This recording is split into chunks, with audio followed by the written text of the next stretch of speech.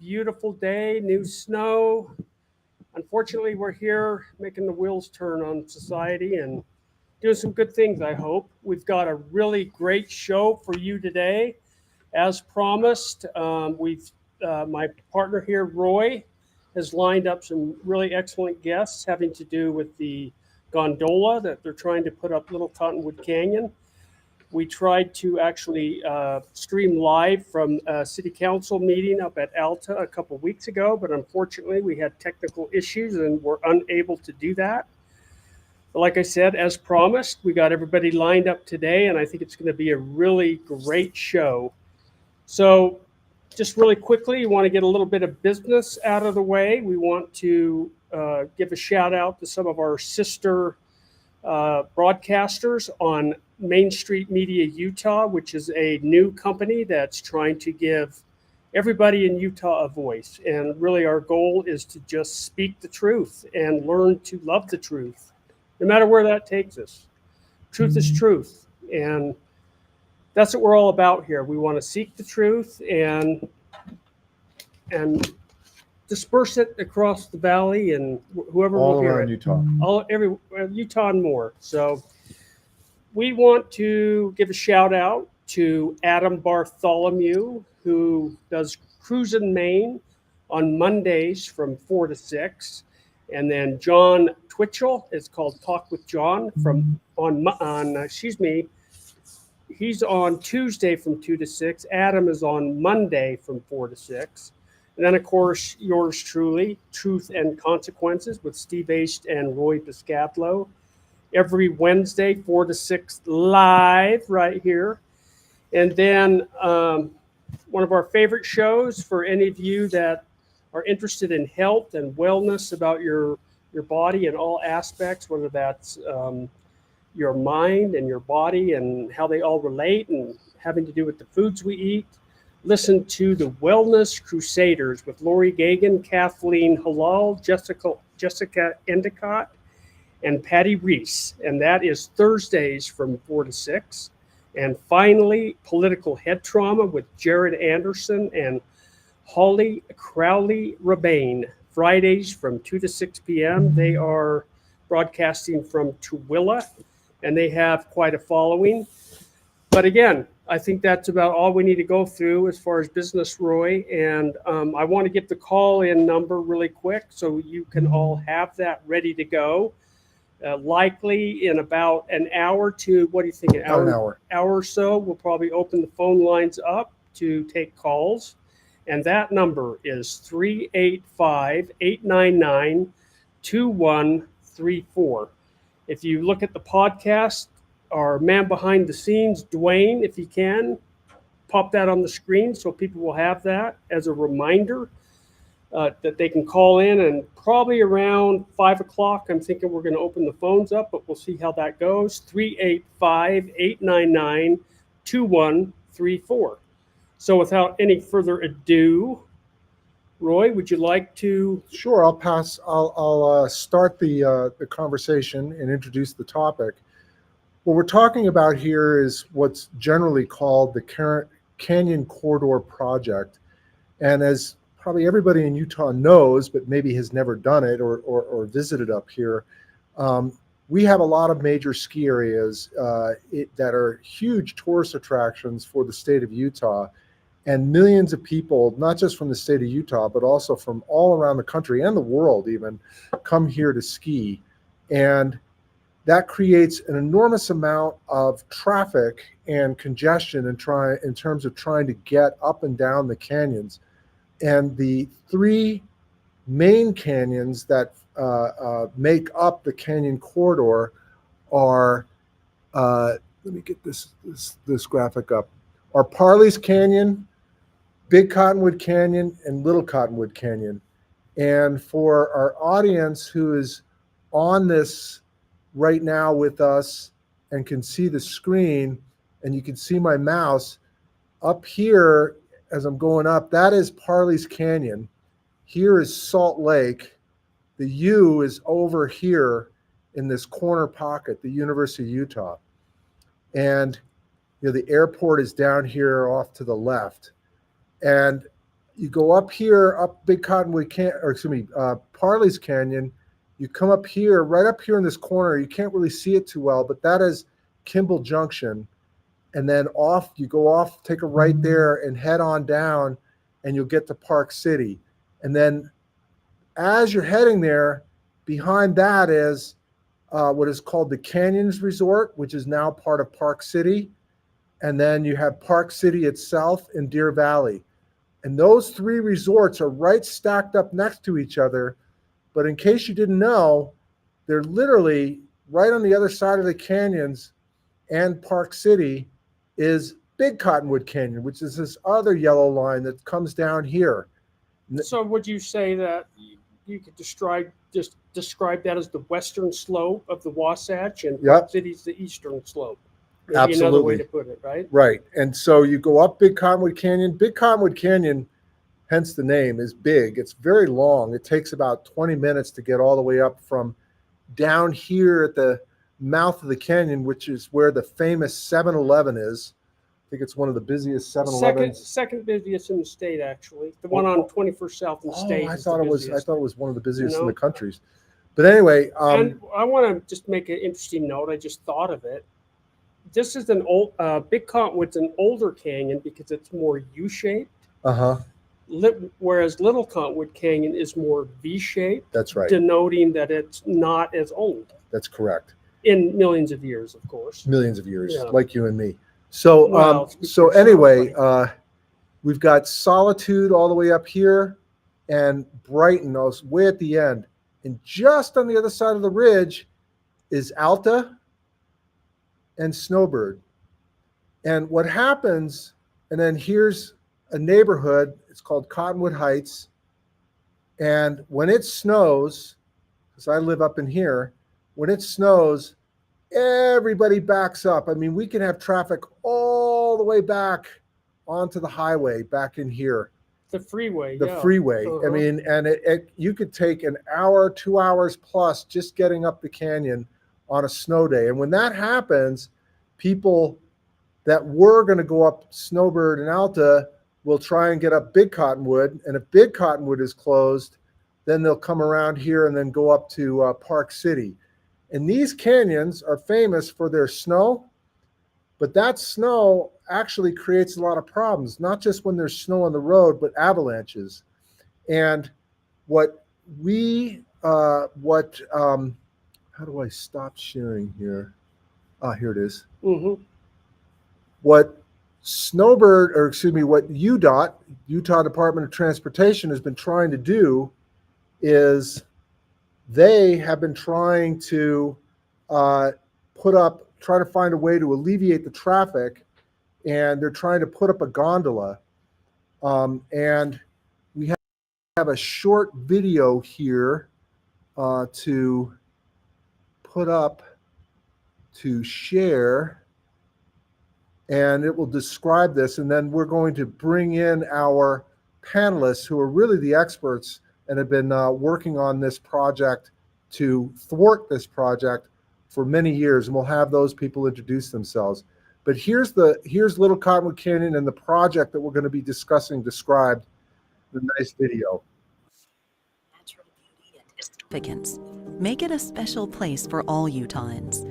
But a proposed gondola system threatens to drain taxpayer funds and forever impact one of our state's most historic and majestic landscapes in a catastrophic way. UDOT is currently evaluating building a gondola from the base of the canyon to Snowbird and Alta ski resorts. It would be a tragedy to spoil Little Cottonwood Canyon by installing an invasive and permanent gondola system. A gondola would cost an astronomical $1.4 billion in tax dollars and millions each year for maintenance, plus additional fees to park and ride it. The canyon would be filled with 22 towers, each up to 20 stories high, plus 2 angle station towers. Cables and towers would be highly visible throughout Little Cottonwood.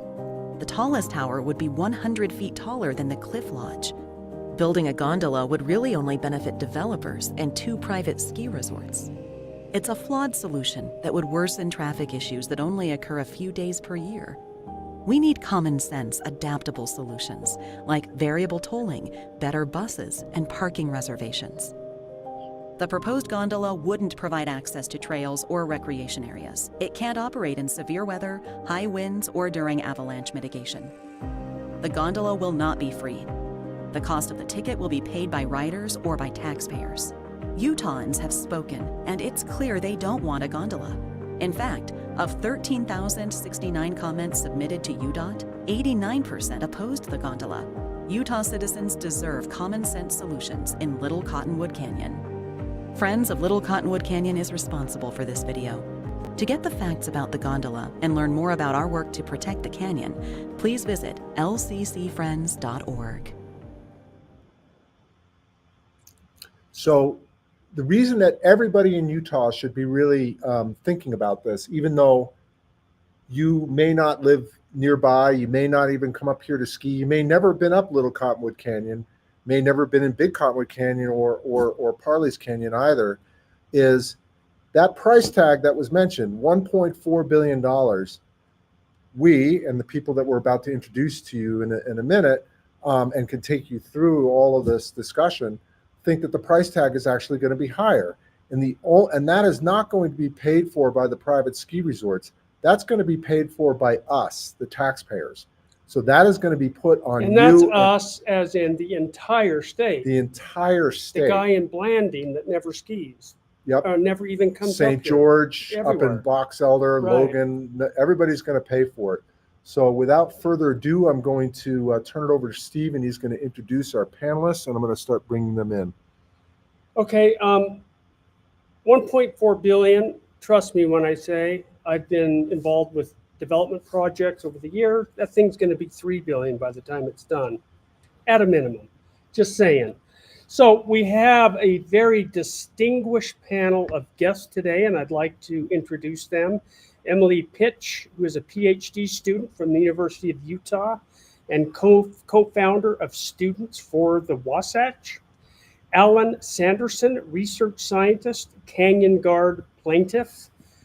Margaret Bork, Canyon Guard board and plaintiff. Mark Marker, chair of Mike Marker, excuse me, chair of Friends of Little Cottonwood Canyon, and let's see, Craig Hellmark, Canyon Guard board and plaintiff, and Robert Douglas, Friends of Little Cottonwood Canyon, Canyon Guard plaintiff. So I think we're going to try to bring all those guys in. Welcome, everyone. How's everyone doing today? Good.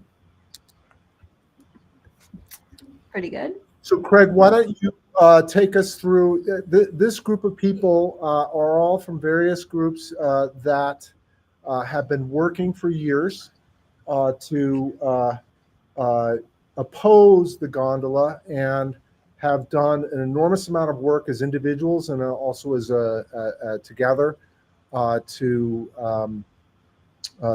actually argue against the canyon, the gondola. And with that, I'm going to turn it over to Craig.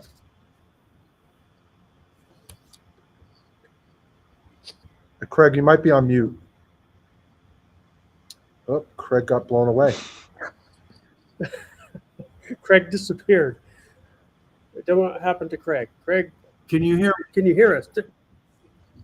Yeah, Craig, you might want to turn off your video if your bandwidth is a little bit low. Okay. And There you go. that's the best shot you're going to get of me. So, Roy, I think what we're going to do is let's start out with Emily and Mike to give you a little bit of the history. Emily and Mike have both been working on this for years. I would say I'm more of a relative newcomer to this. And I think it would be useful if they just sort of gave us a little bit of history of how this project started originally under Mountain Accord and then how it evolved into the gondola solution for the Shoot, I'll go ahead and start. This actually goes back quite some time.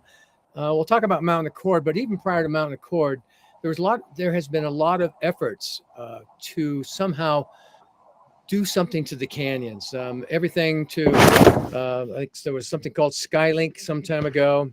Again, prior to 2014, Skylink was a plan to connect Park City to the canyons, to the canyon fronts with a ski lift. There's been efforts to put tunnels between, desires to put tunnels between Big and Little Cottonwood Canyon, and most of these efforts they met with a lot of resistance, because it was felt like these are things that would have a significant impact on the canyon, and it was not a balanced approach. Well, a mountain accord was started sometime early 2014. I think Mayor of Salt Lake at that time, I think it was Ralph Becker, did a lot to bring together many of the entities, and it was a group gosh. Hey, Mike. Yes. Mike, when I first moved here in 1981, I remember like mid 80s, there was discussion about a monorail or something like that was going to go all the way up Little Cottonwood Canyon, through the mountain, over to Big Cottonwood Canyon by Brighton, and then over to Park City. I mean, is that one of the projects that that was such a crazy idea. That actually, I moved back to the state in '88, so it precedes me, but it doesn't surprise me. There has been many efforts to try to do things, but a lot of them left many of the canyon users with a sense that someone's trying to create Disneyland, and what is often considered the jewel of the Wasatch Front, Little Cottonwood Canyon, that being. So there has been a multitude of efforts, and that's, I think, one of the reasons why so many of the leaders in the area. Again, I think Ralph Becker can get credit for bringing together a lot of folks in an effort that was called Mountain Accord.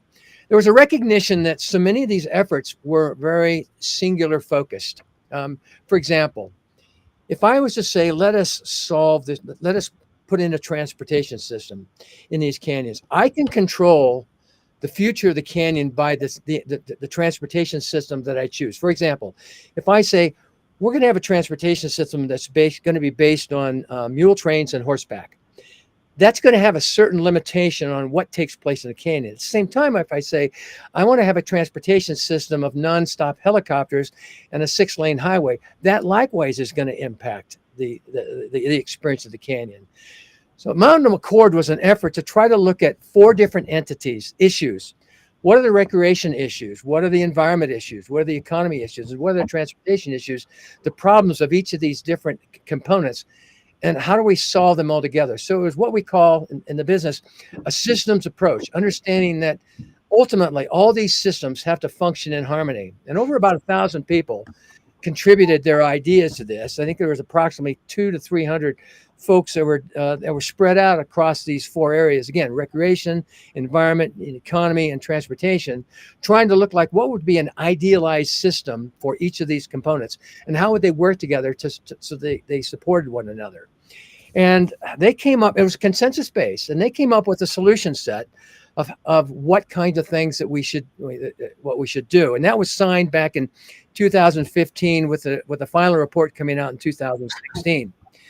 Now, a lot of folks gave a lot of blood, sweat, and tears to put this together, and they were feeling pretty good about it, and it was moving forward. The cornerstone of this effort was a piece of land legislation that had the ski areas giving up some of their holdings and trading it out for acreage at the base of the mountain. So they could enlarge their base, hotels, restaurants, and the like, but they had to limit their growth. And that really satisfied many of the users, thinking, okay, we don't want to kill business, but at the same time, we don't want to love this canyon to death. And so the Mountain Accord was proceeding along that line, and they handed off to another organization called the Central Wasatch Commission in 2016. And this group was made up of the mayors of the cities and the municipalities that reside along the Wasatch Front. And they were tasked to implement the Mountain Accord. And things were moving along until we started having problems with implementing the land exchanges. There was significant problems with some of them. One of the biggest was that some of the land holdings that the ski resorts were going to give up in turn to receive acreage to increase their base lodges at the foot of their mountain. Many of those holdings were tailings from mines, and so there was a lot of contamination. So the Forest Service started balking in taking over responsibility for lands that were going to have to be mitigated. Another problem that they found is that in order to get the land swaps had to be value for value, and so you would have to give up many acres to get an acre of ground for at your base lodge. And they found that they found it very difficult to come up with value for value, and so eventually the agreements that were based upon the land swap started to fall apart, and pretty soon Mountain Accord started struggling to move forward. Part of the issue, one of the driving issues, is transportation in the canyons. And somewhere along the line, people on the outside of the Central Wasatch Commission started, feeling like we weren't moving fast enough. My interpretation. When you say outsider, you're talking about people like up at Capitol Hill? Perhaps, but at one point in time, members of the CWC not only included mayors of the areas, but also included many of the agencies like UDOT and UTA and the Forest Service. Bit by bit, they excluded themselves from the CWC, and without them on board, it was very difficult to start to implement a Mountain Accord. Because those people were key stakeholders, and along came UDOT with pressure from some parts of the state. I'll let you draw your conclusions there. They started saying, "Well, we're going to plan and implement a transportation system." Remember, I said when you design a transportation system in vacuum of other entities, you can have significant impact on the canyon. And so that became the beginning of the environmental impact studies that have gone on, which ultimately have brought us to a place where UDOT's proposal to build a gondola, and they've done it outside of the CWC and kind of done it on their own. And obviously, members of this panel have strong feelings about that, of which I'm sure we're going to talk about later. So that really kind of brings us up to CWC is still working, but it's not working on the transportation system of Little Cottonwood Canyon. It has done some excellent work in trying to solve some of the problems of Big Cottonwood Canyon. And if you were to stand at the mouth of Big Cottonwood Canyon and at 8 a.m. and likewise stand at the mouth of Little Cottonwood Canyon, you would see two distinct travel patterns. One, you would see in Little Cottonwood Canyon, you would probably see cars backed up. If you stood at Big Cottonwood Canyon, you see cars moving, because part of the work that's gone on with the two ski resorts and under the guidance of actually the mayor of Brighton, they've implemented many things that help reduce the congestion. And one of them is reserved parkings at the two ski areas. Granted, that's a major change for people, but it's a change that has a very positive impact, because now at 8 a.m. in Big Cottonwood Canyon, the cars are moving. They're not moving as fast as some people would like, but they are moving. The congestion is not near what it is in Little Cottonwood Canyon. And it has to do with several of the things that have happened in Little Cottonwood Canyon since the end of the Mountain Accord. But I mean, Big Cottonwood Canyon, you could fill, because I used to work up at Brighton, it is very, very long canyon. And you could fill cars all the way from Brighton, the general store there, all the way back down to the canyon, bumper to bumper. And you couldn't fit all of those cars into the parking lots at Brighton and Solitude. Whereas Snowbird and Alta, I mean, the canyon is very short and steep. You couldn't pile as many cars in there. So I'm not, at least me personally, I don't think it's necessarily a reserved parking issue. It's just that canyon is so much bigger and it could absorb people in it, including the road itself. Well, let's stay with that for a second. Why are people driving up Big Cottonwood Canyon this time of year? Are they going up to sightsee? No, they're going to ski. And one of the things that, and I've had conversations with the general manager at Solitude, and what's happening is that people are not driving up Big Cottonwood Canyon if they don't have a reservation because there's no place for them to park. That's the difference. I see. The other problem that we're having in Little Cottonwood Canyon is that UTA has cut their bus service by 2/3. We used to have Okay. both canyons had two routes, one coming in from the north, one coming in from the south for both canyons. Now the ski areas these canyons only have one route, and instead of running on 15-minute intervals, they're running on 30-minute intervals. Think what that's done in terms of taking people out of buses. They want to go up to the canyons. What are they doing? They're getting in cars. And because So why did they decide to do that? UTA said that they could not hire drivers. Let's see. Okay, so the people watching can get a job at UTA then, I guess. UTA is currently hiring, and they still have a difficult problem solving their transport, filling the driver's seats. Mike, if I might join in here and just add on to the question that Roy asked regarding, reservation systems. So in Little Cottonwood Canyon, Alta Ski Lifts has put in a reservation system. Yes. And Snowbird is not. And I have to say, I was surprised at how effective the reservation system was. So it works in two ways. One is that it caps the total number of people that are going to bring cars up here. So that obviously helps somewhat with the congestion. What was a surprise to me and was reported by Mike Maughan, the general manager of Alta Ski Lifts, to the town of Alta meeting, is that it not only capped the total number of cars coming out, it also helped to soften the peaks. And let me be clear about that. Congestion is a peak loading problem. It is not something that happens, 6 hours a day. It happens at the beginning of the day and at the end of the day. And on the beginning of the day, without the reservation systems, people that really wanted to ski all had to queue to get up here as quickly as possible to be assured of having a parking spot on a good day. What Mike found was that by putting in the reservation system, fewer people came up really early to make sure that they got a spot, and that peak load moved from, say, 8 o'clock in the morning, and it was spread out between 8 and basically 10:30 in the morning. So that helped a lot more on the congestion issue than I would have thought. But unfortunately, unlike Big Cottonwood Canyon, only one of our ski resorts is using that reservation system. And so to build on what Craig is saying, while Alta, if you were to stand at the mouth of Alta, you would see, as Craig is pointing out, a very steady and manageable stream of cars moving into the Alta parking lot.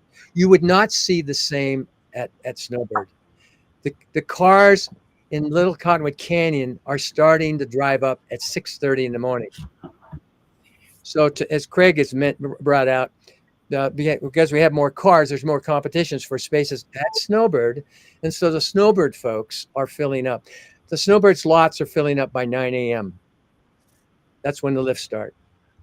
And the traffic is starting at 6:30 to make sure they get the space. So some of their parking is reserved. Yes. Some of it is not, but I think the part that really creates an extra buffer that generates more revenue for Snowbird is the fact that people park on the street, on the highway there, 210, and I don't see how Snowbird could call that reserved parking. They don't. That's public parking, of course, and that parking on the highway also contributes to the congestion. Yes. And safety as well, when you have cars parked on the highway and people making a U-turn into traffic. It's a real concern. And of course, that slows down for the Alta folks as well. So what seems obvious to me, at least thus far, is that UTA wants the gondola and Snowbird want the gondola. Well, and Otherwise, UDOT wants the gondola. and UDOT, of course. Otherwise, you would have Snowbird looking at reserve parking, and you would have UTA prioritizing getting buses up that canyon instead of diminishing it to make the problem look worse. It would seem. Is that- I'll let you draw your own conclusions on that, but that Yeah. that thought is shared by many people. Yeah, I'm sure. So UDOT comes up with this plan to move people up the canyon that would theoretically take them out of their cars and move them up by the ski lift, the gondola that was described in the video that we started this conversation with. That's the thought, but the interesting thing is that the gondola in and of itself can't solve the problem, and it's actually only determined that it would take out, and Emily, help me with this, only 30% of the vehicle traffic in the year 2050. Right. Yeah. UDOT kind of set their own moderately arbitrary goal of reducing traffic on the road by 30%, but they're looking forward to what they speculate traffic levels will be in 2050, which is obviously a couple decades away. And so if you look at the numbers, you can actually see they're increasing the resort capacity by 2,000 people a day. They're not really reducing traffic on the road. And they even say in their documents that current traffic levels will be similar to the traffic levels at the end of their project time period. So it's not really going to solve the problem. I mean, isn't the constraint, I mean, if you can, let's suppose that you could move 30% more traffic, people, skiers, up to the canyon to the resort, wouldn't others just continue just to drive up and then fill the existing parking as it is today? So you would end up with just more skiers on the hill, which Snowbird might like, but the traffic would be the same. Wouldn't that be the outcome? At some point in time, capacity on the slopes becomes a discussion conversation. Right now, it is numbers in cars.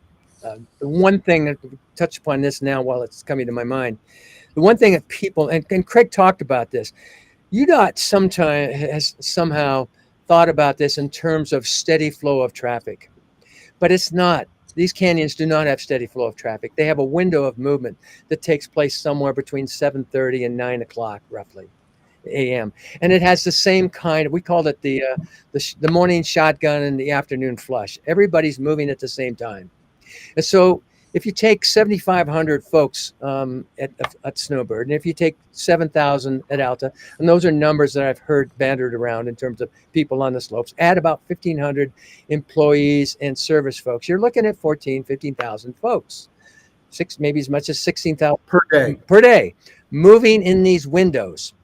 The gondola will move 1,050 per hour. And I think we're going to get into that a little bit later with Alan and I'm thinking about that.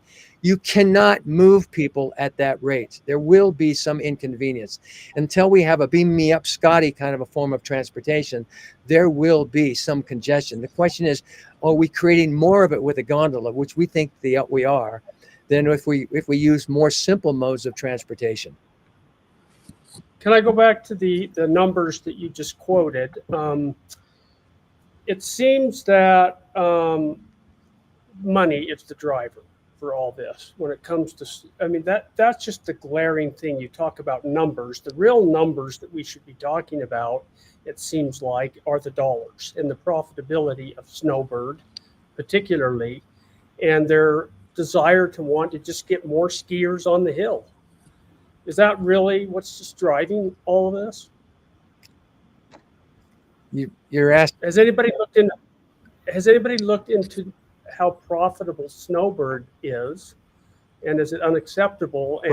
But it's not how profitable Snowbird is per se. It's if Snowbird is going to put this new infrastructure onto the state, onto the taxpayers, then any additional skiers that come up is just additional skier days that they can, sell food to and so on. So it's not, they're not paying for it. No, I And then understand you that. could say, I understand. well, that. there's additional sales tax and everything else like that.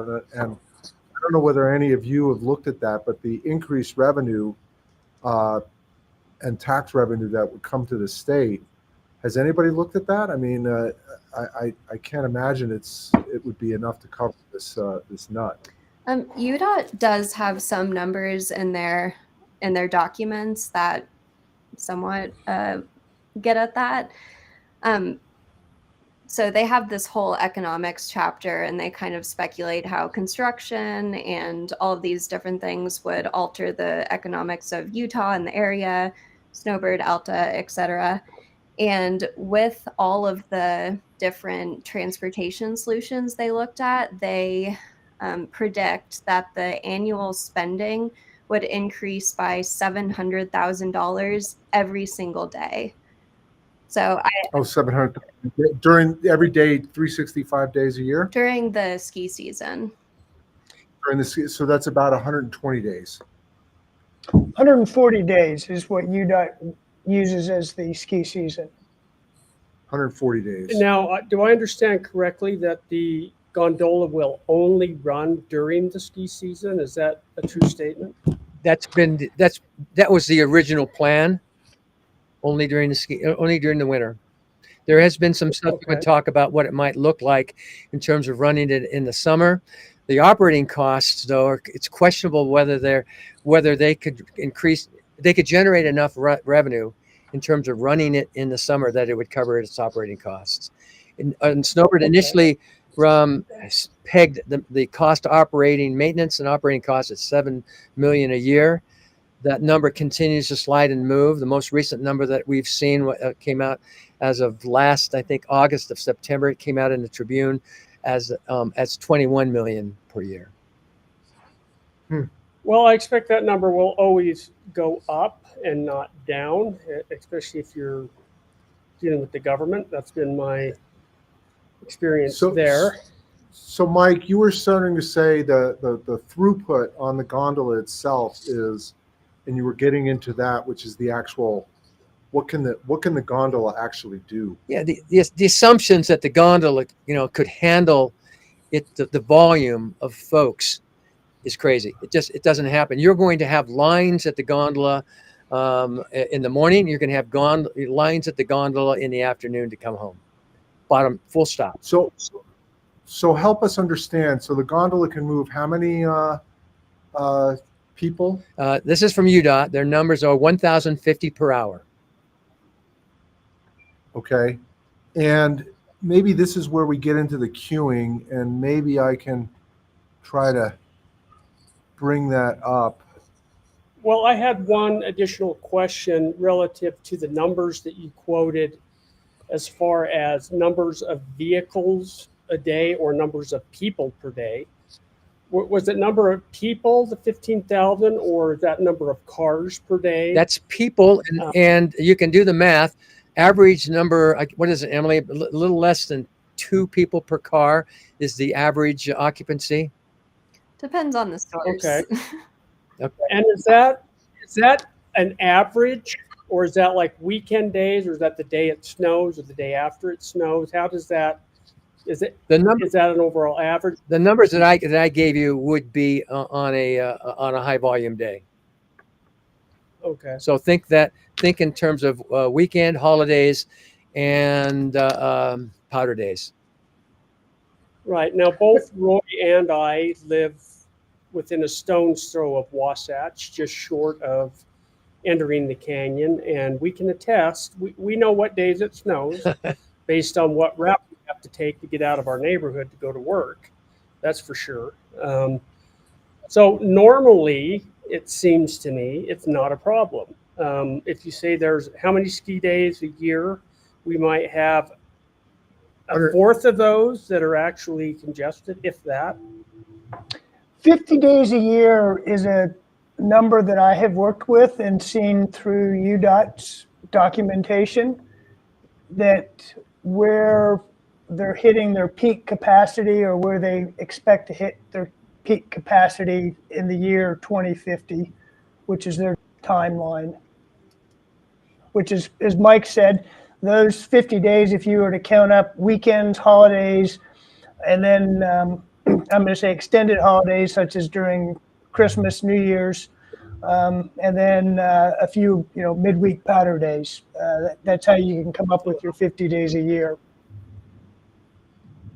So going upstream from the gondola, going down to, say, for example, the bottom, I'm assuming you're going to need to put in large parking structures at the base of the gondola, and then is there anticipated additional parking structures that are further away so that you can bus people to the base of the gondola instead of just going to the base of the gondola and parking there?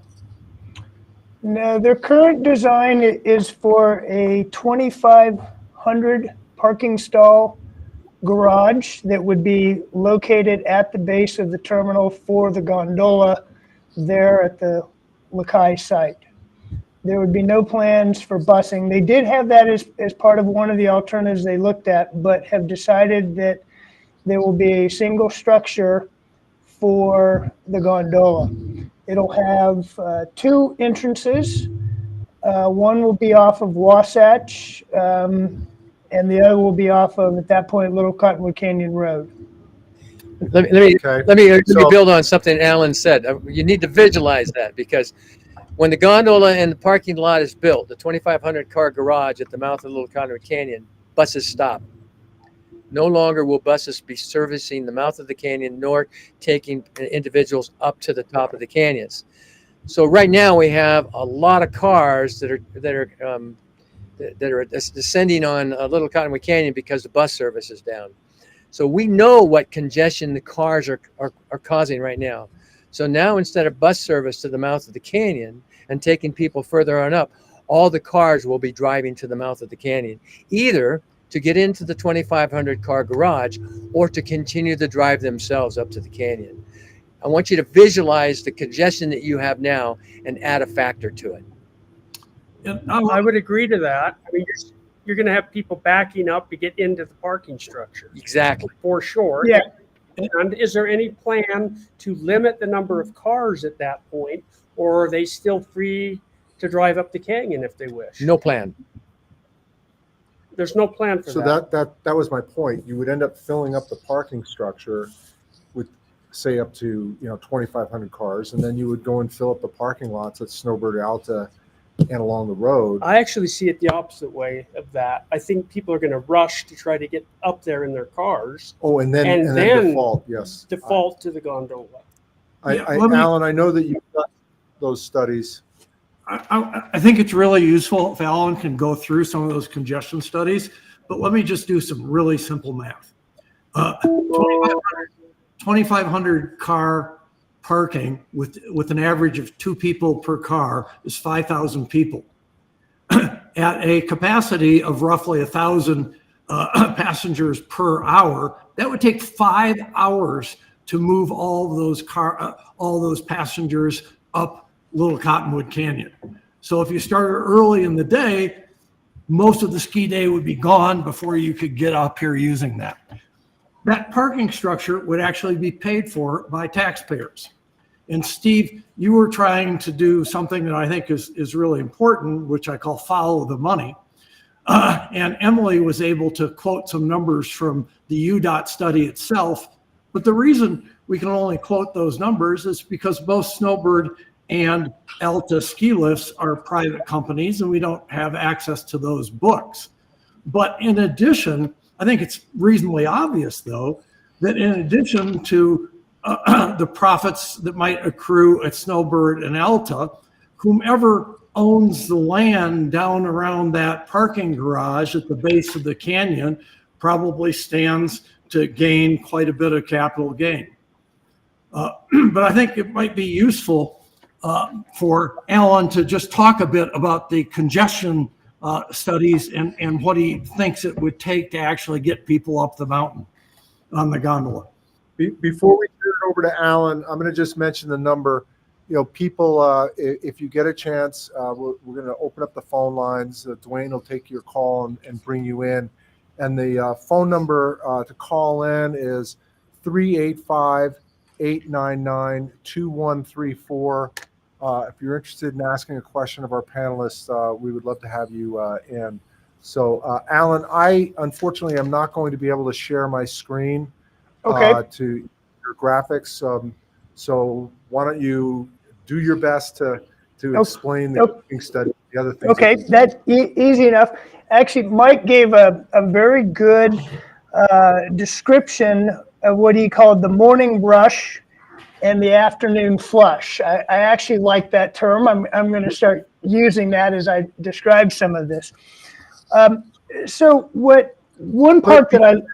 Hey, Alan, before you go, why don't you explain to the audience what a queuing study is and why it's relevant in things like what we're talking about now, airports, those types of infrastructures that is designed to move a lot of people, and why this type of study is incredibly important.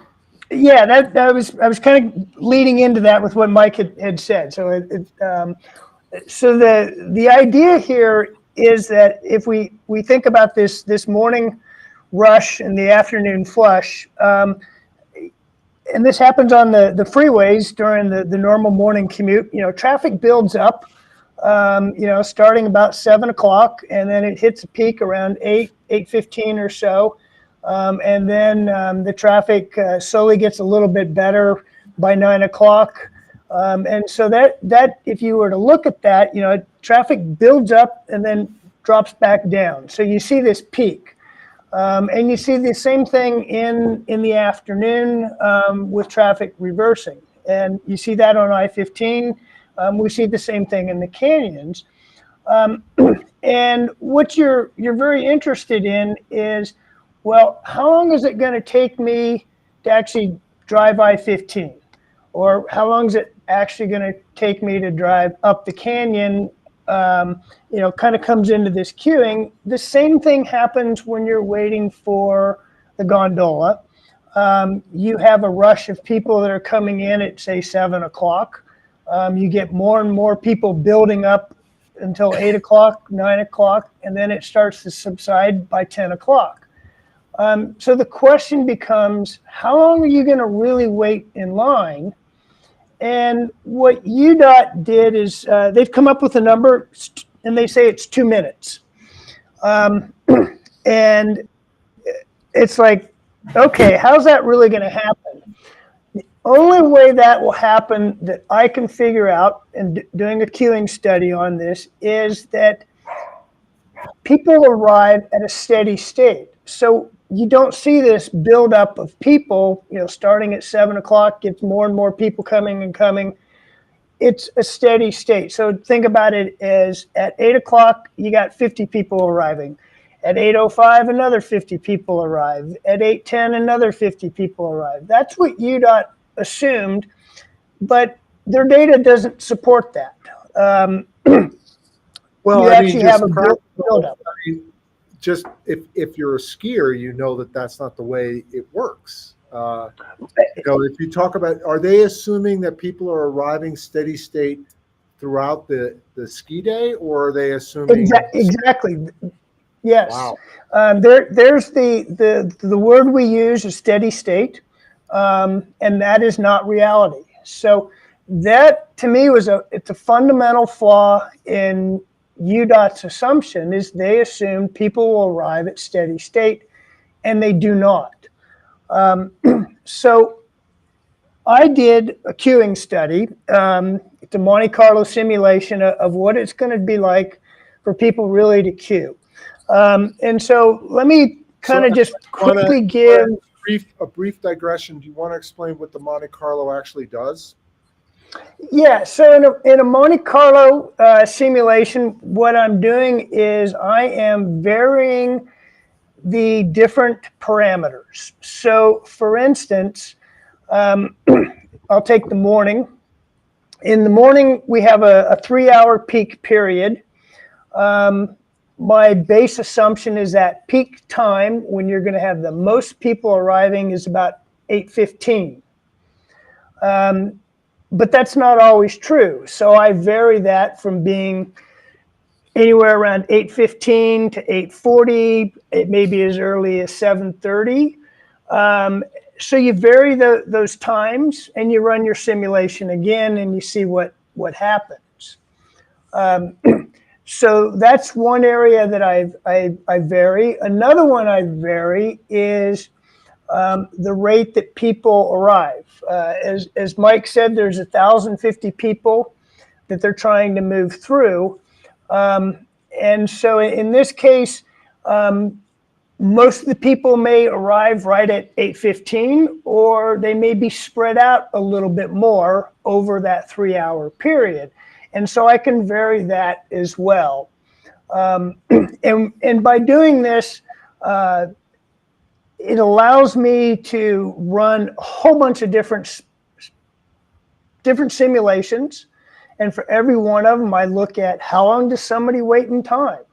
And then you can run this, I run it 100,000 times, and I get an average time that people are waiting based on all this variability.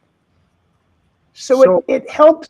So to put it in context for other people, if you were one of the original people helping to design the new Salt Lake City Airport, which maybe a lot of people here listening would have been through, and you were going to design the different amount of capacity to go through TSA, the check-in there at the beginning of the airport, you would run a similar study, and you would use that to figure out how many lanes do you want to put in, given how short you want the lines to be, because you want to make sure people are not too pissed off. Exactly. Yes. You would want to be able to go and say, all right, with the TSA line, hey, during our peak periods, we want to make sure that on average, somebody's not waiting more than 15 minutes. And in order to do that, we've got to have X number of lines. So yes, that would be a study they would look at, and that's what TSA would look at to go and say, okay, this is what our staffing needs need to be so that we can guarantee people are not waiting more than 15 minutes. And you can also build floor space and a number of scanners so that you can then increase the number of lines that people get processed through. And here the constraint is you're only going to make one gondola and one parking garage, and then you're going to sit there and say, well, what does it look like? I can't reduce the lines at the bottom of the gondola for this peak period by just adding more capacity or speeding up the gondola. That's my limit. It's what the gondola is going to be able to take, which is the 1,500 an hour that Craig mentioned, right? Yes and no. So they are designing it for 1,050 people per hour, which for a gondola system, a 3S that they've proposed, if you look throughout the world at other gondolas, their capacity is actually, in most cases, about twice that. Okay. They're moving about 2,000 people an hour. And so you could certainly do that with the gondola to help with speeding things up and limiting that wait time. But you have to turn around and balance that against what's the actual utilization. Right now, I mentioned that there's 50 days a year that the gondola is really necessary. And the rest of the year, it's not needed. It really is not needed. So now all of a sudden, you could really crank up the capacity on the gondola, spend all of this capital on it. And it's great for those 50 days a year that you're really hitting your peak. The rest of the time, it's not needed. There's a great quote or description of such projects. They call it the curse of tourism, where you build these huge capital projects to meet this peak demand, but then it's not used the rest of the time. And you've got this capital that's basically sitting there unused a large portion of the time. And Alan, if I might add on here, that's why most of the people in our coalition are in favor of buses, because buses, the gondola is fixed. It is only up Little Cottonwood Canyon. Buses can be easily redeployed to go up other canyons. For example, if there was an avalanche or road closure in Little Cottonwood Canyon. And perhaps even more importantly, instead of only being sized for peak capacity for, the 120-day season here, buses can be redeployed all summer to other transit routes. And so what Alan is talking, and in economic terms, he's exactly right, is it is true that they could increase the capacity of the gondola, but that would take it from a prohibitively expensive project to an unimaginably expensive project. And the capacity utilization would be so incredibly low without the ability to redirect the non-flexible gondola in contrast to other, whether it's cars, vans, or buses. So can we, how many people per year are we talking about in Little Cottonwood Canyon versus the other canyons? I don't know whether you know that, but then how does that compare to other tourist attractions? Because obviously, Utah's a big tourist state. How does that compare to if you were to look at like Bryce and Canyonlands and Zion? Zion would be a good example, maybe. Big and Little Cottonwood Canyon see the same number of visitors that Zion sees collectively. Wow. And that is when you say outstanding. Zions, you're saying just Zions, or Zion then the other like Canyonlands and the other? Just Zion itself. We had about 5,500 folks a year. 5.5 million? No, 5.5 million. Thank you. 5.5 million. And Snowbird and Alta together are Big and Little Cottonwood Canyon together are 5.5 million? That's a collective number, yes.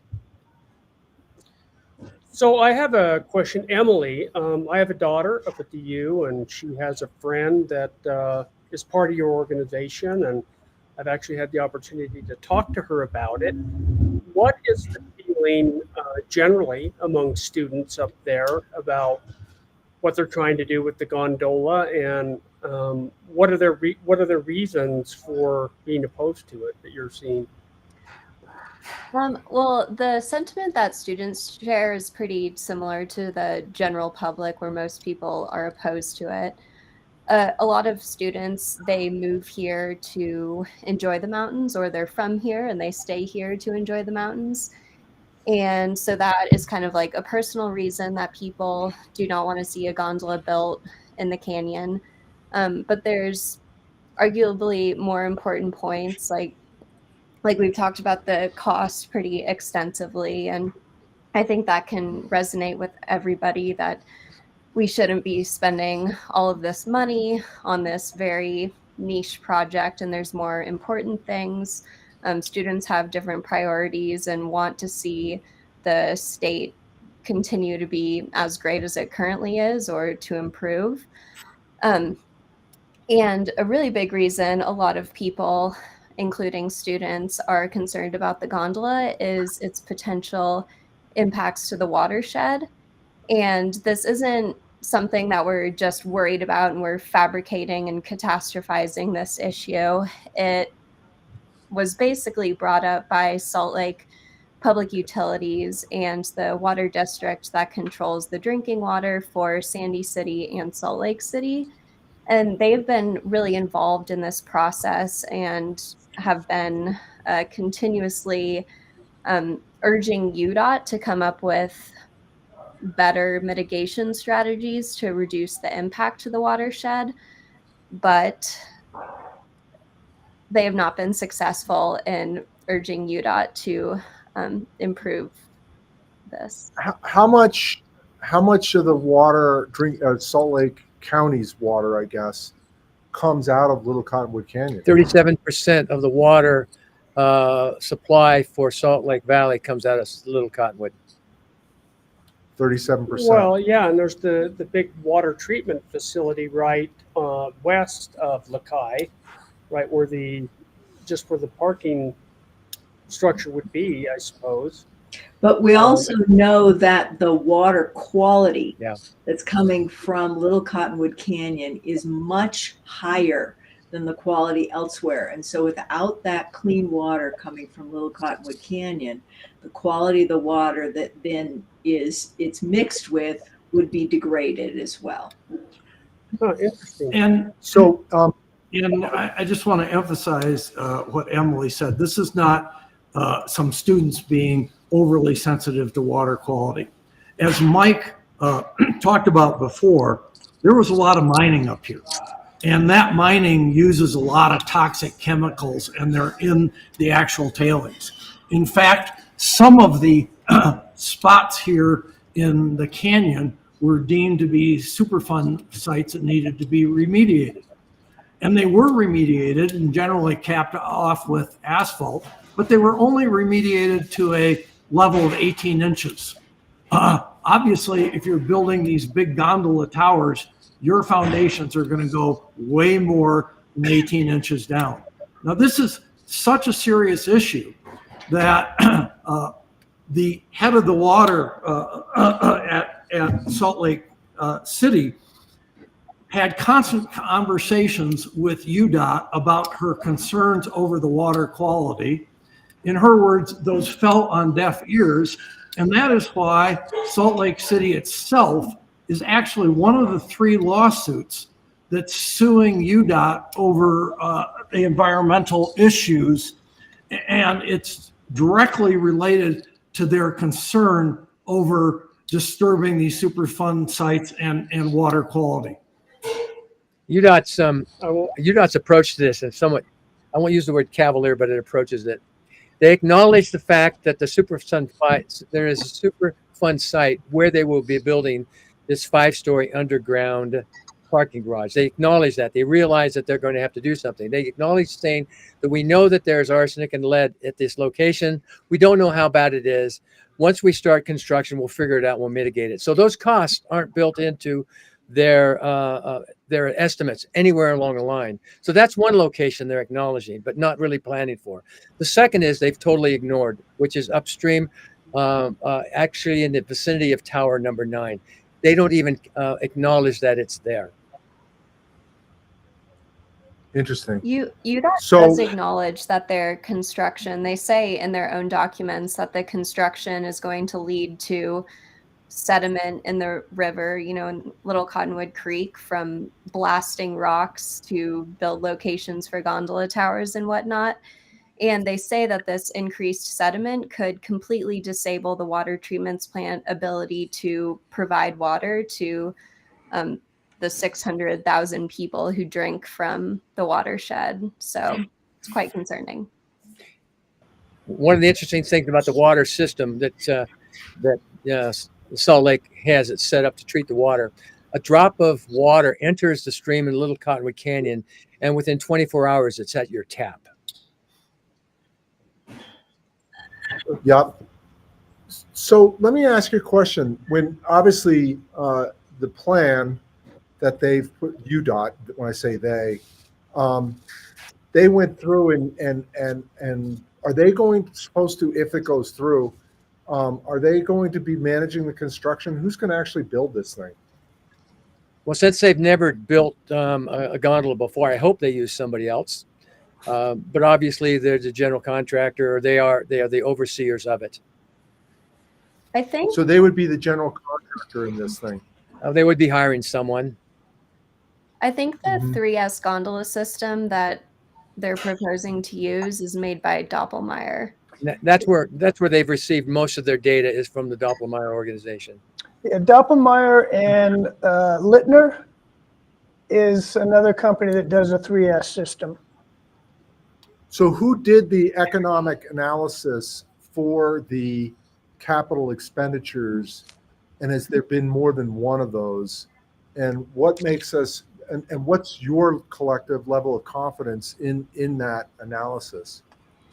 I can answer part of that because I had about this time last year, I filed a grandma request because I was actually trying to understand some of UDOT's numbers because they just were not making sense to me at all. And through a series of grandma requests, I was able to sort out some details. And I wish I really could share this spreadsheet that UDOT gave me. It took quite a while for me to decipher it.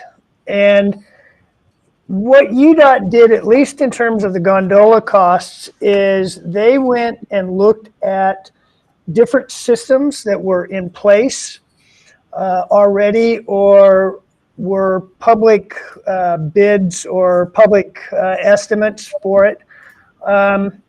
And one of them that I was able to back out and look at their numbers is they looked at the Whistler Peak to Peak gondola that was built in 2009.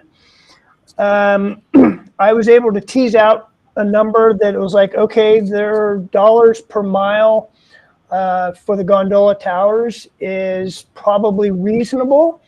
They also used Miami-Dade, which had a proposal for not for a 3S system, but a 1S system. And they took those costs because it was more recent, I think in 2017. And then they made an adjustment for them, 15% to take into account that this would be a 3S system. And they used those numbers for the towers and per mile cost for the gondola. And, I can't say one way or another if they were accurate or not at this point. I mean, if you think about the Whistler system, that was built 2009, so they're now pulling numbers that are 10 years old, adjusting them for inflation, and using those. The Miami-Dade, I think, was from 2017, so they were about 3 years out of date when they started using them. There is another gondola system in Vietnam that is currently the world's longest continuous gondola. I'm trying to get some numbers of costs for that gondola to look at because that's really one of the most recent ones that was truly built. So this is how I've been able to back out some of UDOT's numbers that they actually used in the FEIS. And the most recent estimate that they have is how much for the capital cost to install this system. Well, The most recent cost for the gondola by itself, not looking at all the other issues, was $370 million. And that's just the gondola itself, which would be the gondola, the angle stations, the terminals at the top and the bottom of the canyon. It doesn't include the other costs that would be like the snow sheds, the Wasatch Boulevard widening, and other costs there that do need to be taken in. The 1.4 billion number that has been pushed around a little bit includes not just the gondola, which is the 300 and some odd $1 million that you're talking about, but it would also include widening the road to get to the parking structure at the bottom, right? Correct. Yep. Plus the parking structure at the bottom. Correct. And then you mentioned snow sheds. Are there improvements to the road itself? Not in Little Cottonwood Canyon other than the snow sheds and any Okay. road realignment that they would do. The one per, and Mike, correct me, should also include the 30 years worth of operating costs and maintenance. No, it does not. It Okay. only the cost plus interest. yeah, let me chime in a little bit here, Alan, because I think Roy, your question, let me answer it in trends, okay? So when UDOT published its ROD, it was its third formal. ROD is what? Is the record. ROD is what? It's the record of decision. It's what they were putting forward as their final recommendation around the gondola system. So Okay. Mike said, this has been going on for a number of years. This was their third cost estimate. It was in July of 22, they published a total number for the gondola of capital costs plus a road widening plus the avalanche sheds and all that stuff of about more or less $550 million. In the record of decision, which was about a year later, it was the first time that the gondola was more expensive than the other solutions. But even though it was more expensive, they still recommended it. And in that July of 23, the total cost was around $755 or $60 million. So it went up a lot in the 1 year. Then, since the ROD has been published, since the record of decision was issued in July, they have issued, not formally issued press releases, but they've been quoted in the Tribune and other sources that the total cost is going to increase by another $200 million. So roughly, the UDOT official position right now is about $1 billion. Although I believe what's happening is they're starting to do more detailed planning. So Mike called out before that there are unique, all of the things that Alan cited, we're looking at reasonable comparables.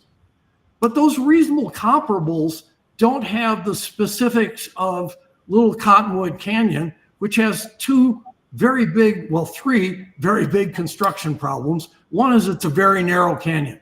So it's very limited in where you can actually put these towers.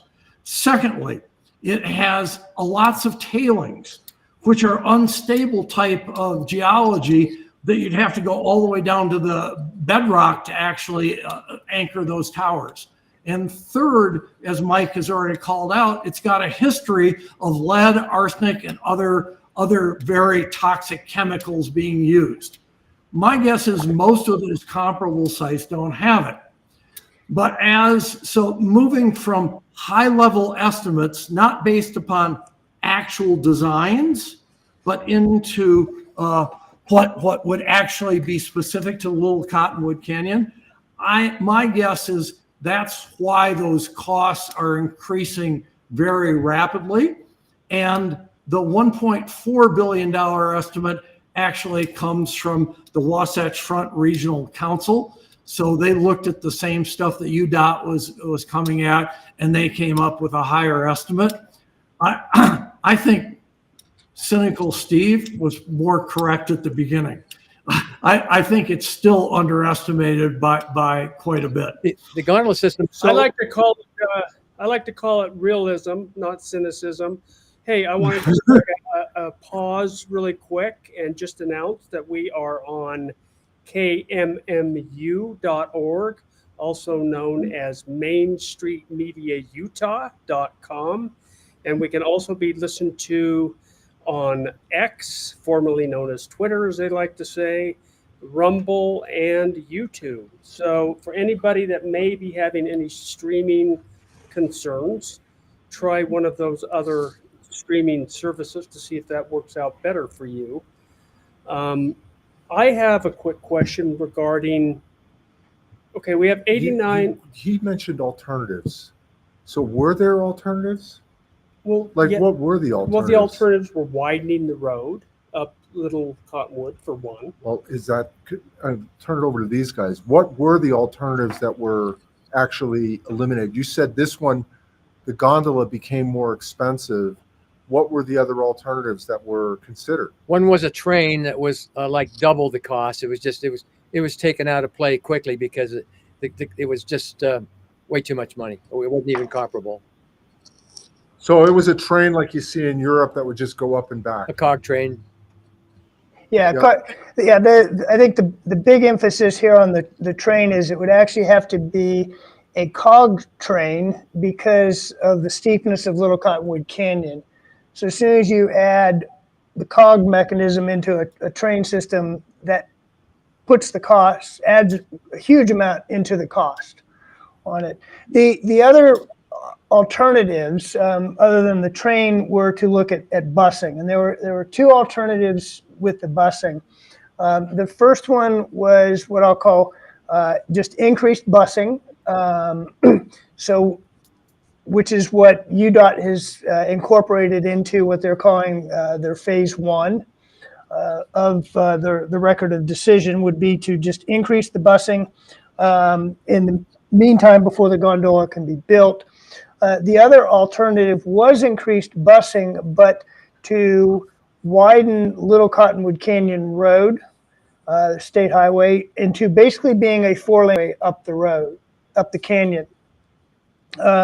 And what the idea was with that is that during the wintertime, the shoulders would be used for buses. They would be allowed to travel up them, so they would have essentially a dedicated road up and down the canyons.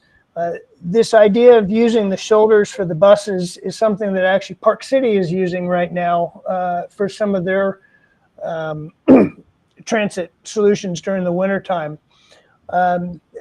I can speak to the 4-lane highway idea because I'm a climber. This met with a huge amount of opposition from the climbing community, because in the lower part of the canyon, that road widening would destroy a huge amount of the climbing that takes place on the large boulders that are down next to the road.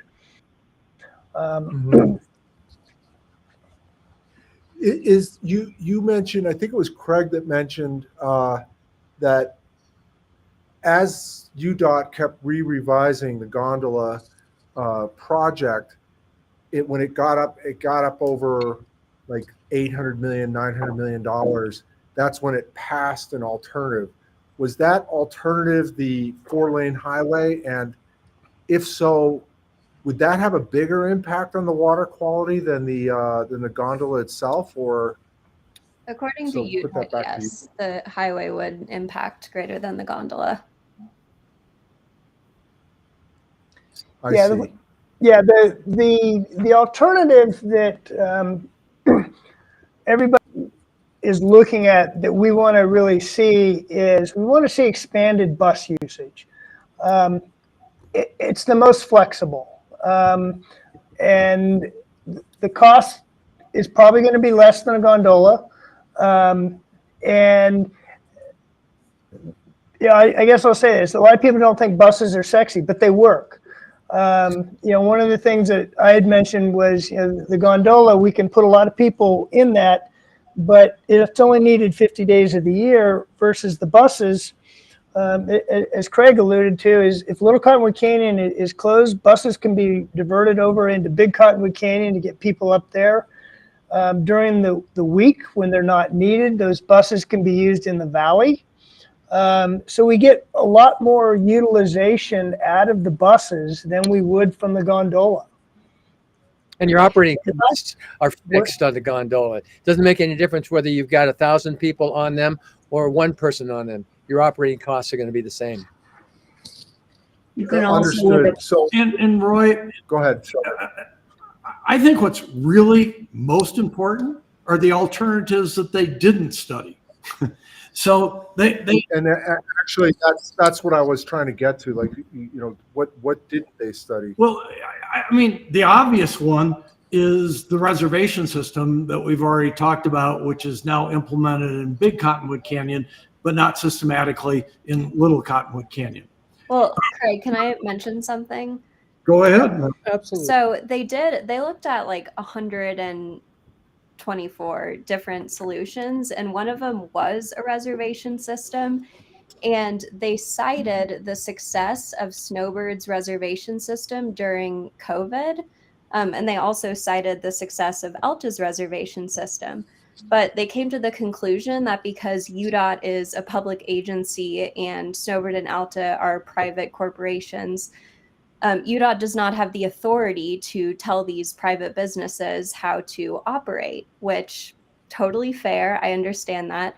But now we're looking at this issue where Snowbird and Alta are able to do whatever they want because they're a private business, and these public agencies now have to come to their rescue and use our money to fix this problem that UDOT says they don't have the authority to tell them to fix. So, sorry, heated. We also have other issues that I think, Emily, I think technically they may be correct as UDOT, but to me, that's one of the other fundamental problems of this project. The bulk of this land upon which this stuff the gondolas would be built is actually Forest Service land. UDOT doesn't control it, the Forest Service does. And clearly the Forest Service does have the authority to limit access through reservation systems because they're already doing it in several of our national parks, including Zion. And another thing that they're doing in some of our national parks is they're using time entry. I talked earlier about how we have a peak loading problem. Well, one of the ways that the Forest Service is actually solving that problem in other national parks is through time entry, or a combination of reservation and time entry.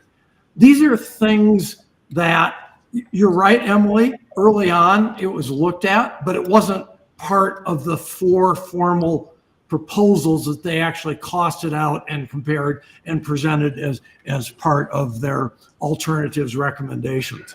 So it seems to me that UDOT, I'll go back to what Mike said. The original Mountain Accord was a systems approach. They were taking into account recreational, environmental, all sorts, transportation as factors in solving the problem. UDOT looks at the problem, the only thing they see is a traffic problem. And that's just simply not realistic. And so what's missing in here, from my perspective, is the voice of the Forest Service and somebody that is willing to take a look at all of the other implications that happen if you increase the ability to get a lot more people up canyon. So to me, the important things to consider coming right after Craig is a visitor use management study. How many people can the canyon hold in the watershed and these other issues? There are inexpensive solutions to part of these problems. One is traction law enforcement, November 1 through May 1. You don't end up with a car up canyon who cannot manage the canyon road because snow has come after they've already come up. You also have potential for a transit priority lane for buses. In the current condition, you could also have transit priority timing, that transit would be coming up and going down canyon during particular hours and not private vehicles. You also have snow plows that could be put up canyon and a driver up canyon, not competing with UDOT snow plows that have to open up I-215 and I-50 and I-80 before we actually are able to open the canyon road for vehicular travel. So there are many things that could be done that are very inexpensive and could be done very quickly. Let me add a couple of quick thoughts to Margaret to build upon that. And another one, I've been coming down the canyon a lot this year, usually around 1 o'clock after skiing in the backcountry. And I've started looking at just the number of single occupancy cars going up the canyon. So there's another very simple, inexpensive thing. The canyons can be limited to basically being HOV lanes all day. You have to have multiple people going in your car to go up the canyons. Let me also bring in one other thing that Margaret brought in, as was as Craig speaking of the Forest Service in terms of the carrying capacity. One of the things that UDOT did, and it was rightfully so, is people did comment about carrying capacity of the canyons. And UDOT's comment to that was, well, that is beyond our scope. That is something that we do not look at.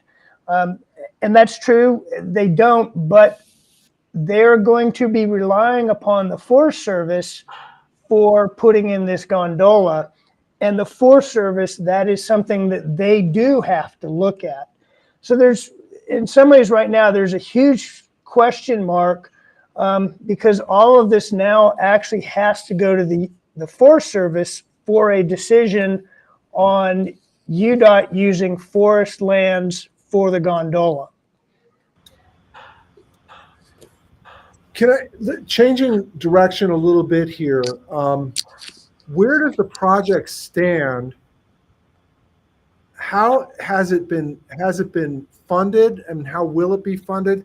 What is the funding of a project like this, of this size, relative to the rest of UDOT's budget? Well, all along we've always said that the decision for the gondola goes to the legislature. UDOT can recommend till the cows come home, but it has to be funded by the legislature. And so, And where does that stand? Right phase one is like three quarters of the way in terms of funded. They're starting to move in that direction. There is no funding, no allocation for any dollars, tax dollars, for phase two or phase three. Phase one is what? Is that like a really detailed engineering study? No, phase one is boots on the ground doing stuff. And we're all in favor of phase one. Phase one is enhanced busing. It's buses running at a schedule between 10 and 15 minute intervals. It's returning busing to what we had prior to UDOT saying, UTA saying that they couldn't find drivers. That would be a very good thing. So there's funding for phase one, but there isn't funding yet for phase two, which is like the real, like, bulldozing stuff. Correct. And Yeah, starting there is some construction. First of all, it is funding for tolling the canyon. There is funding for changing the entrance and exits in and out of the ski resorts, so the buses can drop off people and move quickly back onto the highway, which is very advantageous to making for the efficacy of the buses travel up and down. And that's phase one. What's that? That's phase one, and we're all in on that. We think that would have a significant impact, and we've actually asked UDOT to give us performance measures. If we can get sufficient impact, positive impact on the congestion issues, could we forestall a phase three? And we have yet to get a positive response from them or give any kind of metrics of what success would look like. Let me add a little bit to what Mike has said.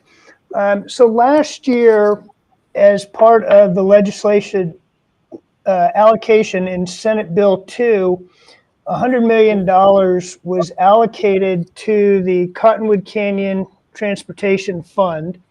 There was already $50 million in that, and that would be the money that phase one would be used from, but the Cottonwood Canyon Transportation Fund is for both canyons. So if you look at the allocation, those monies are to go for additional buses, parking structure, or mobility hubs, and it's for both Big and Little Cottonwood Canyon, just not Little. So the legislature last year, 2023, was actually forward-looking and knowing that, hey, we need to do something, and we need to do something in both canyons, and they've allocated $150 million to be spent for helping bring back busing and actually increase the busing to reasonable levels.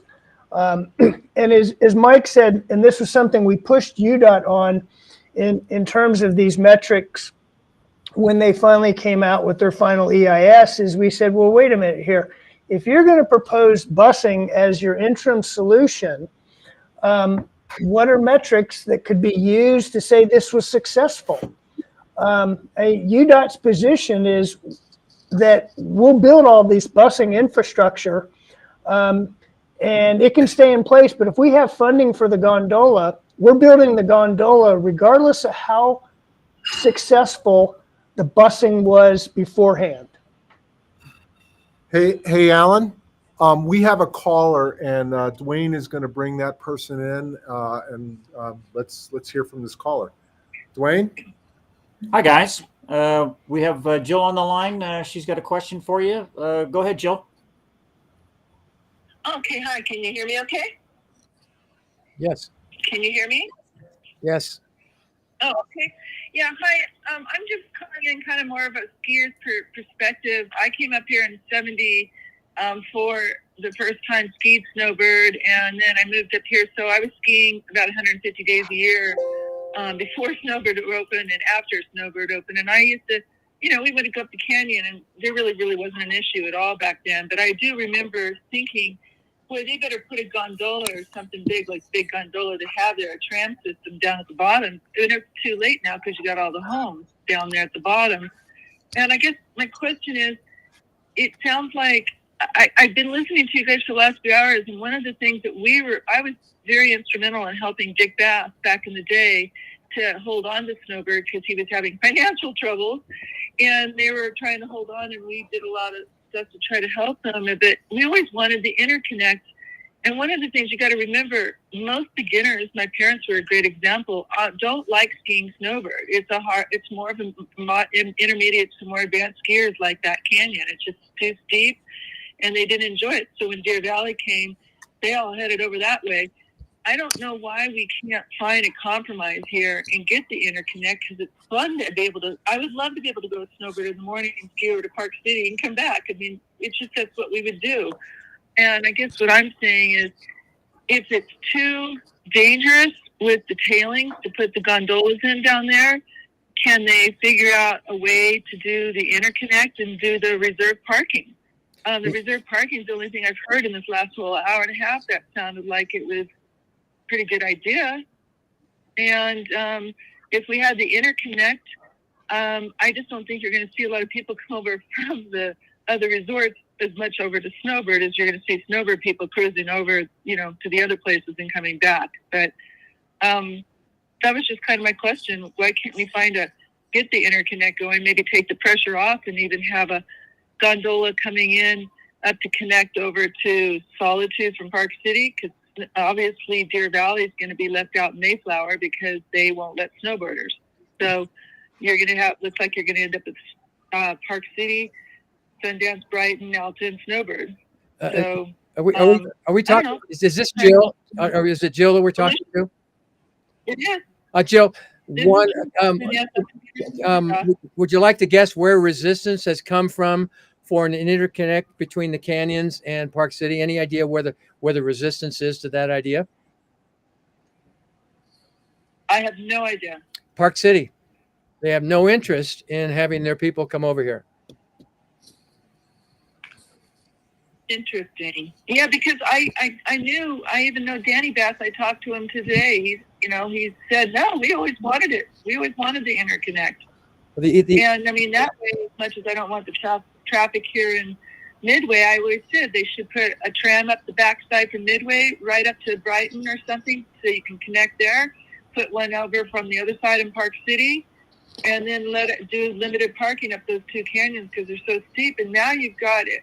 You kind of take off the pressure. You're scattering it out, because if I go up to Park City and I come up from the city and I start there, what's the difference if I drive up there and I can go ski everywhere? So I think at some point in time, right now we're talking about access. We're talking about moving people quickly over a distance in a very, very confined piece of time.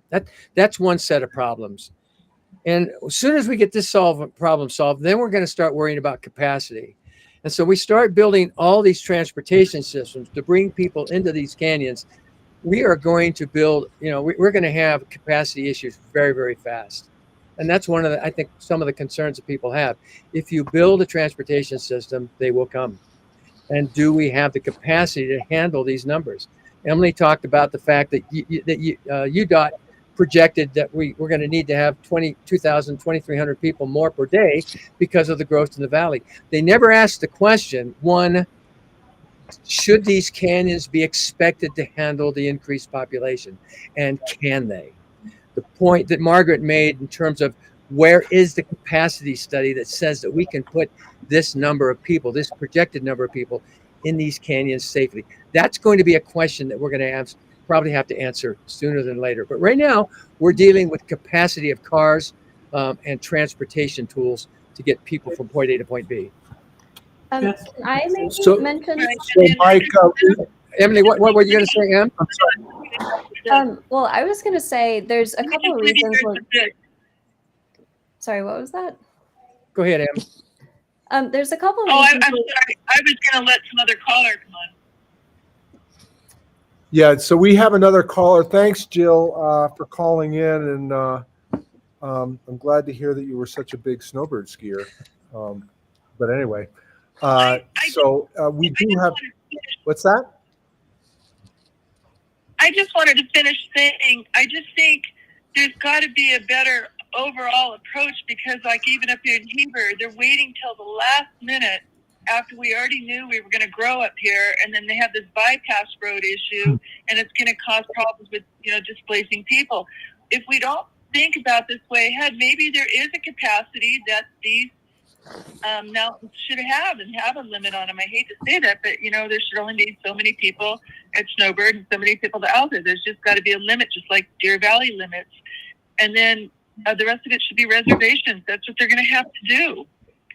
Probably But so. anyway, that's my 2 cents. So, thanks, Jill, and Dwayne is going to bring in another caller, I believe.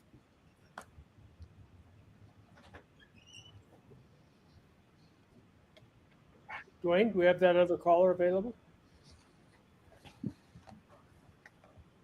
Give me just a minute. I'm gonna bring it in. You Okay, guys go Mr. ahead. Oz. All right. Hang on. I'll get your caller right up. Okay. You guys have been very informative. We really appreciate you coming on here. It's been enlightening. I think we could probably do a 6-hour show quite easily. Sounds like.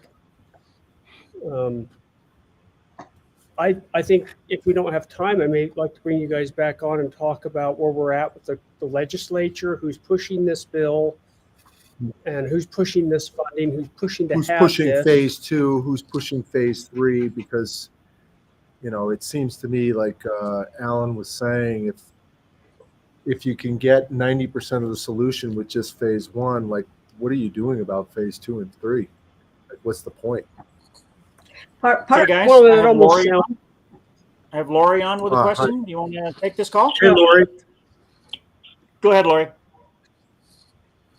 Thanks, Steve and Roy, for doing the interview, and thanks to your guest. It was enlightening, a little frustrating on my end, and I'm a skier. But I have a comment, and then I have a question. So the comment is, and I understand, like, phase 1 is really important, widening. I've been up there. The street is narrow. There's nowhere to park. So I do think that is definitely something that is needed. The comment on that doesn't require an answer, and it's only because I don't trust Cox, is a lot of that will be, a lot of the next phases I'm thinking will be manual labor. And there was a comment made by one of your guests that they can't even find bus drivers, which to me is a pretty nice career, especially for people who do like to drive. So if we can't find bus drivers, we're going to be hard pressed to find the manual labor to get this done. And because I don't trust Cox, do we end up, and again, I don't need an answer, just a comment, do we end up with a bunch of illegal immigrants who obviously will do that type of labor? So that's my comment. The second part of this that I would like an answer is, I've been following some of the bills myself, especially since Steve and Roy has really been educating and doing a good job. And I've been following some of the medical bills, and thank you for whoever made the comment on the doctor who is fighting that, Dr. Brian Mentz, I believe he is, because I support his cause as well. So the question is, there's so many bills and so many people in the state of Utah who don't even understand that this is going on. And all these bills are popping up. What is the best way? And is there a website that if somebody is listening out there and they want to see what is going on with what they're trying to do, what is the best way for an average person who isn't following this stuff? What's the best way for them to follow it?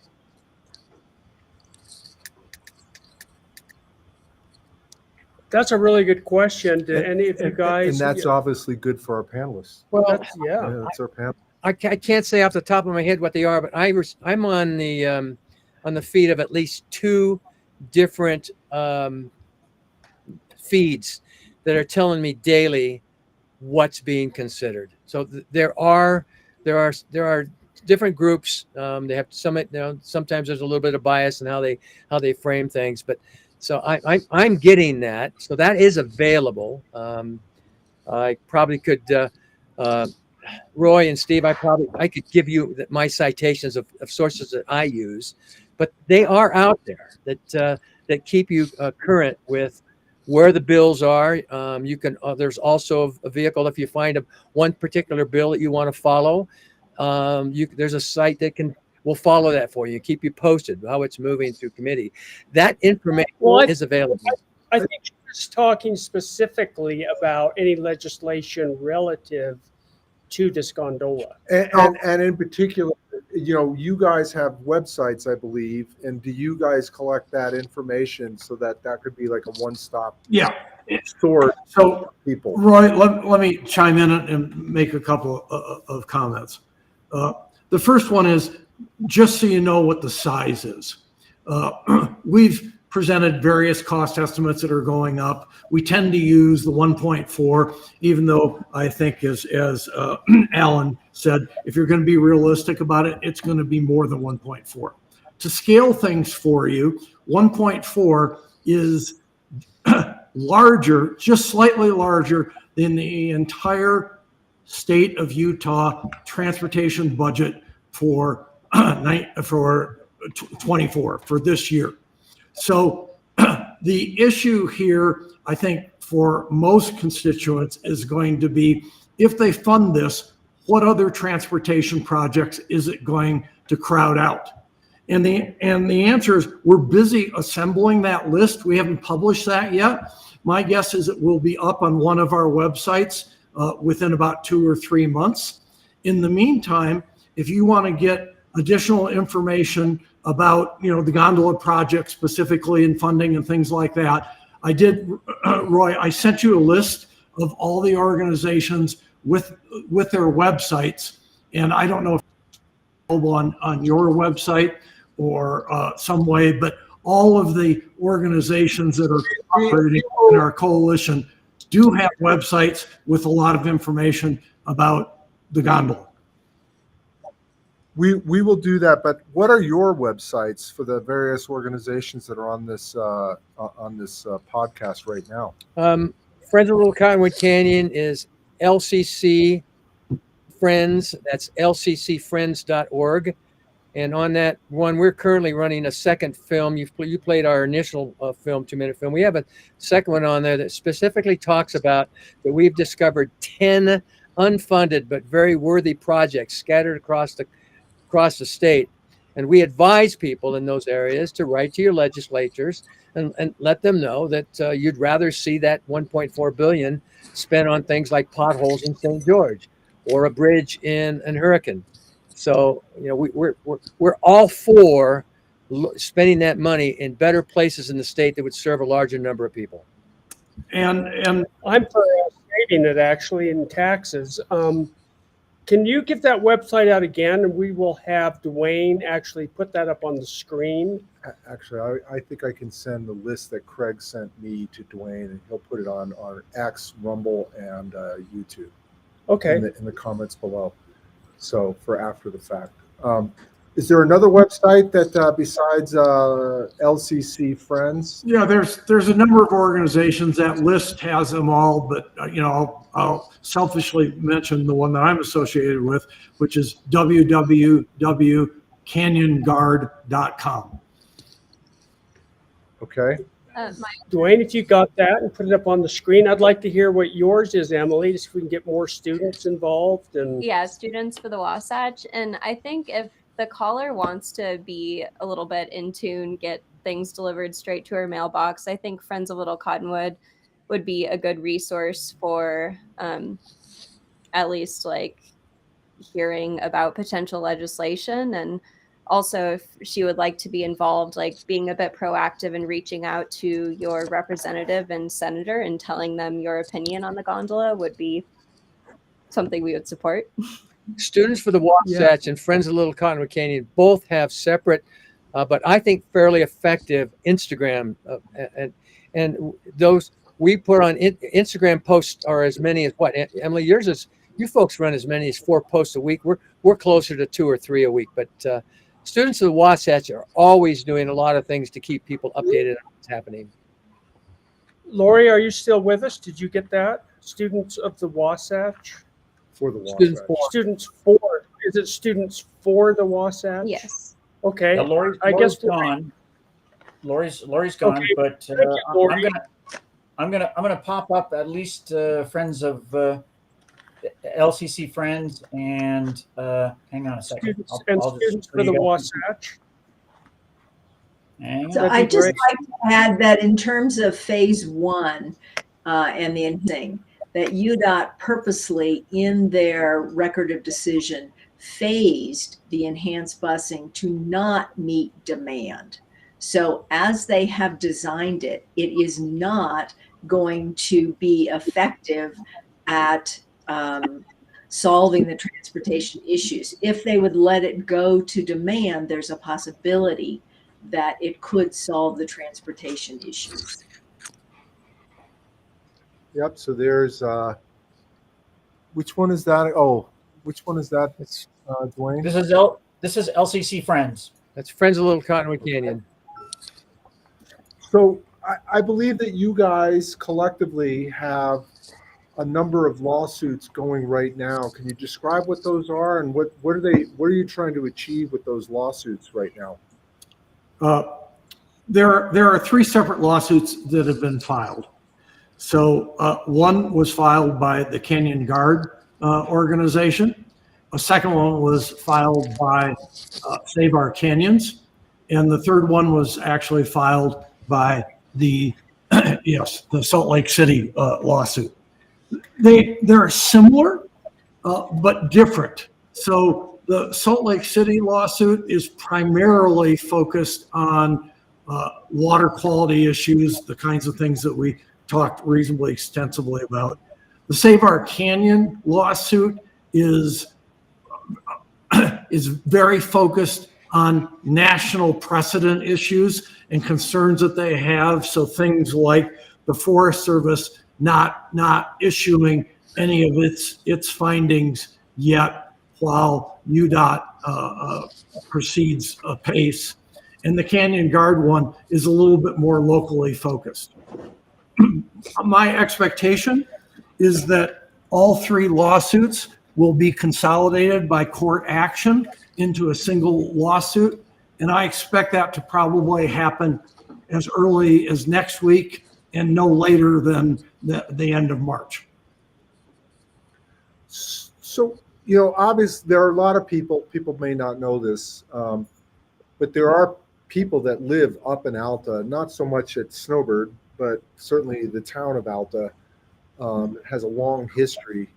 The people that live up at the town of Alta, either as business owners or just people that live up there, what's their view? I mean, on this, do they want to see this this development occurring? Margaret, do you want to talk about your interviews with the business people? Sure. The town has done no comprehensive town hall or survey to actually learn the answer to that directly. But I spoke with 13 owners and or managers of businesses in town, and all but 2 were anti-gondola. And in fact, one of them said, I am as opposed to the gondola as a human being could be.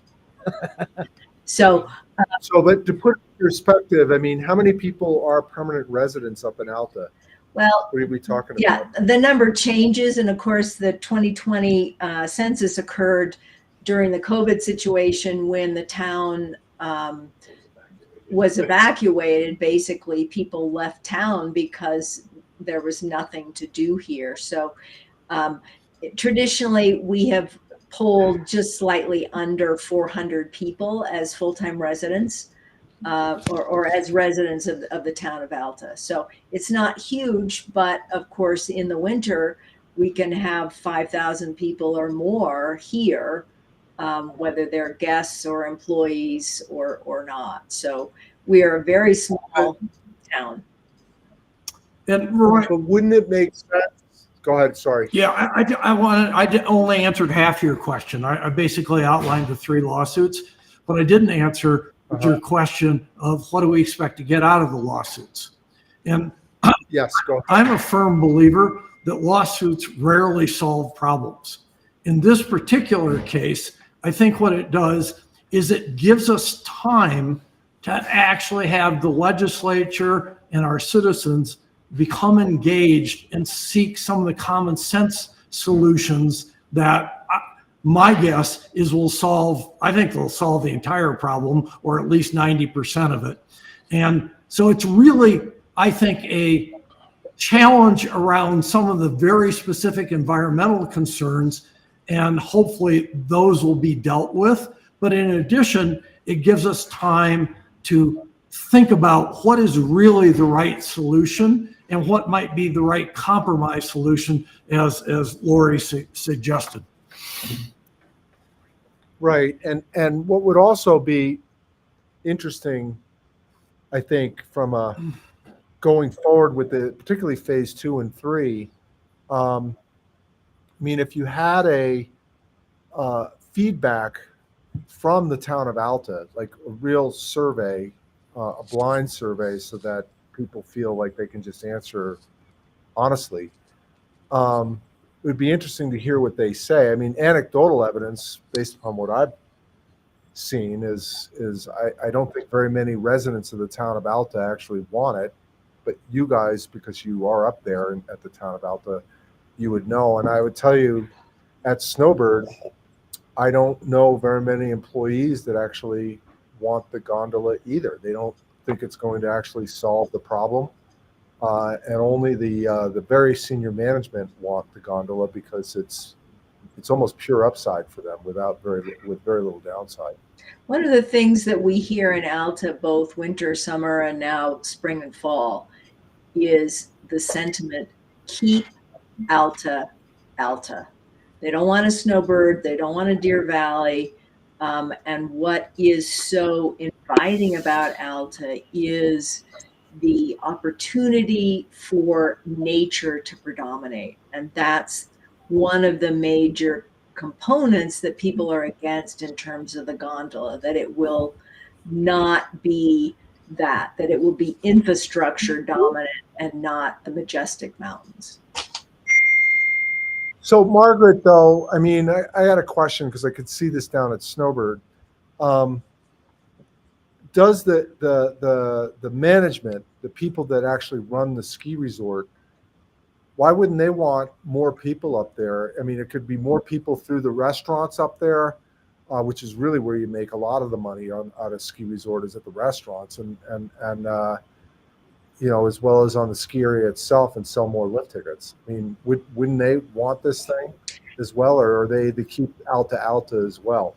I think they are as well. Mike Mon, the general manager, has talked about how they have, he hasn't used this word specifically, but that they cannot handle 7,000 people in the resort, that there just isn't the infrastructure.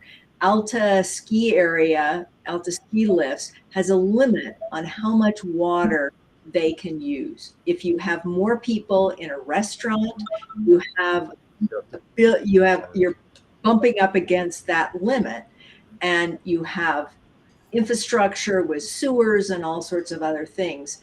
And that's something that our other businesses in town are the lodges, where those people don't want more people. They enjoy the opportunity of being here in those lodges and not having huge lodges like the Cliff Lodge or something else. They want a more intimate experience with their community and with nature. Let me build on that, Margaret. I sat in on a Alta Township planning session where Michael Mann was giving, this is last year sometime, and he gave a rundown of the end of the year kind of state of the world to the Planning Council. And they talked about the reserve parking. He talked about initially they had resistance, but at the end of the year, the skiers have said they love it. And then Michael talked about it from a standpoint of a business perspective. He said, we found that through controlling reservations, we can better guarantee a quality experience for our guests. It's the first time I've seen, other than maybe Deer Valley that limits numbers of skiers, to see a ski resort say their prime objective is to ensure that their guests have a good experience. And that may mean limiting the number of people on the slopes. You know, if you think about Right. that in any other context, whether you're going to a music concert, you're going to a restaurant, you're going to any other venue, and in order to ensure that you get the service that you want or expect, you're going to make a reservation. Yeah. I mean, you can't just go to a concert and say, well, I can go, it's a free world. Well, Hey, there's only so many seats on an airplane. right. Well, I think they limit people through things like Bryce and Zion, and I think Yellowstone as well. I mean, they don't allow an unlimited number of people to go through there, and I don't think they hit the limits all the time. I think it's more like what we experience here. Actually, I think at Zion they are actually limiting that now. Yeah, they are. Yeah. But my point is they hit that max, but it's only Well, you're so many days a year, and then it goes back to the peak volumes that we were talking about earlier. Well, yeah, I mean, at some point, it really diminishes the experience exponentially to have it crowded. Craig brought this up around what we're seeing in the national parks, and that's the example, and that's been going on for about 2 years now. Now, and why that's so? Because we have two entities covering our mountainous areas. One is the Forest Service, one is national parks. The mission of the national parks is to preserve and protect. Preserve and protect. The mission of the Forest Service is to monetize the asset. That's the difference, and you see it playing out in terms of these policies. Sooner or later, we are going to have to deal with capacity. It is a math question. It's 10 pounds of people in a 5-pound canyon. Nobody wants to go there yet, but we will eventually have to go there. It's getting there. It's getting there. Well, we're bumping up against the 2-hour limit here. Want to thank all of you guys. We're going to stay on after we end this thing, and we'll do our proper goodbyes after this. But for everybody else, the listeners and so on, we will have this group of people back at some point in time in the next couple months, and we'll update people on what's been going on and bring things forward with that. And with that, I'd like to thank everybody formally here, and please stay on, and we'll do our proper goodbyes after the end of the stream. Thank you, everyone, and we'll see you next week. Yep. Thanks for listening to KMMU. Thank you. And hang on, everybody.